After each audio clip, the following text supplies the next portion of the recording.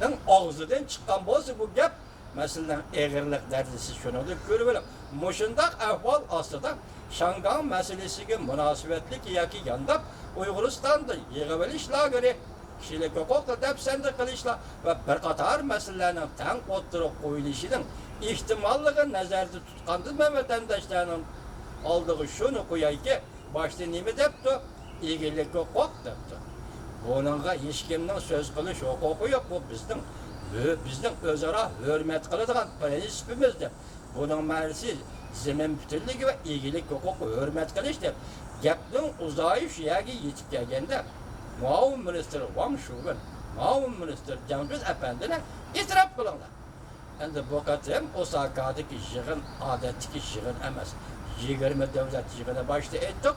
Amerika Qo'shma Shtatlari bu yig'inni kontrol qilish shaklida Jungoga qarishtiradigan maydonga aylantirmoqchi edi. Biz buningdan burun so'zlagan leksiyalarimizni vatandoshlarga degan edik. Bu qatim Osaka yig'ini intayin zo'r va qattiq diplomatik elishish yig'ini bo'ldi. Chunki buningda eng gavdalik oldi Amerika Qo'shma Shtatlari bilan Jungo Xalq Jamhuriyati hukumatining munosabati o'tirg'i chiqdi. Hozir buning yanlış kelayotgan masala loqal savdo emas, boshqa tarafdan emas. Hozir yanlış kelayotgan masala kishilik huquq masalasi deyli, hozir Shangang masalasi deyli, hozir Uyg'uristonda jazo lageri va jevalish lageri masalasi o'tirib qo'yildi, biroz qildik deyli hozir.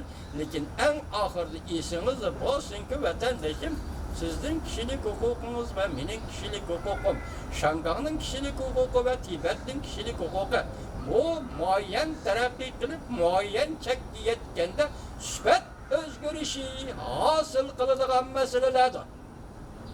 Uyg'urning ichidagi laqmalar nima deydi? Kishilik huquq deydi.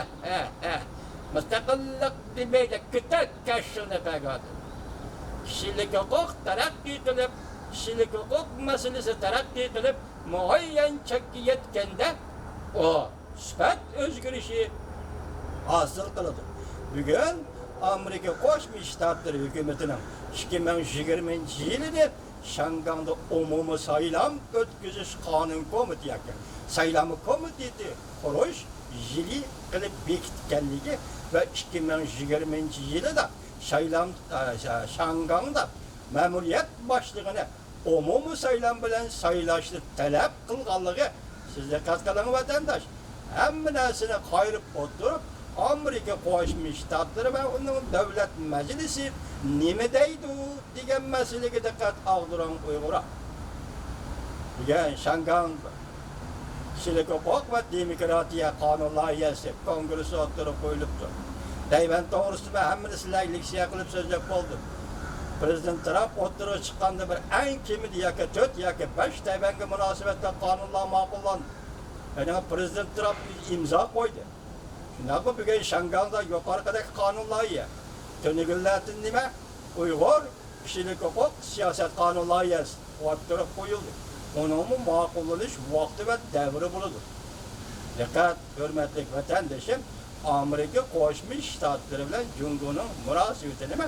Amerika Qo'shma Shtatlari hukumati Jungo to'g'risida nima ishlarni qiladi degan masala, bu siz diqqat qiladigan va men diqqat qiladigan masalalar.